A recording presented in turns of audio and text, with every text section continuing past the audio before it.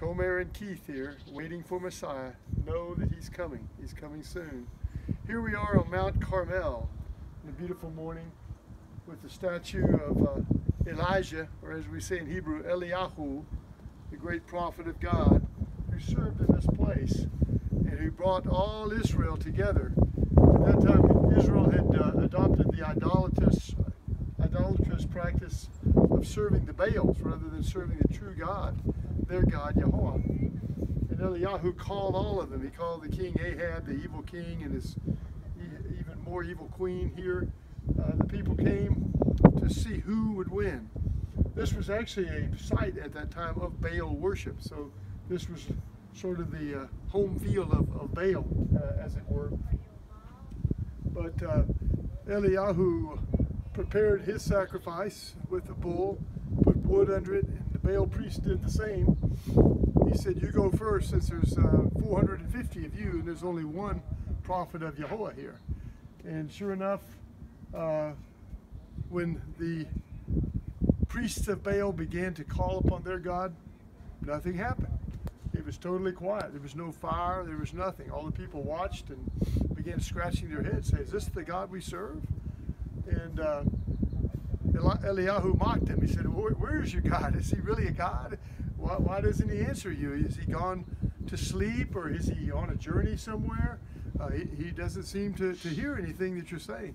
The people were enraged. The Baal priests were slashing themselves with lancets and knives and crying out with the top of their lungs, but still no answer. And then Eliyahu came near to the people of Israel. He repaired the altar of the God of Israel, that is the true God, Yahweh. It says he rapha, he healed the altar. He totally restored the altar, and he set up 12 stones. Each stone contained the name of one of the tribes of Israel, and he named the altar Israel. And then he prayed to God, and he said, "God, answer me, please. Show these people that you are the true God." And his sacrifice was there.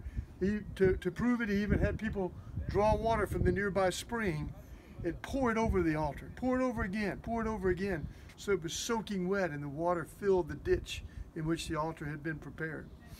And then he prayed once again, and fire from heaven fell to this place, totally consumed the sacrifice, all of the wood, and even all of the water. It licked up all the water that was at the edge of the altar. When the people saw that, they knew. They said, "He, Yahweh, he is God."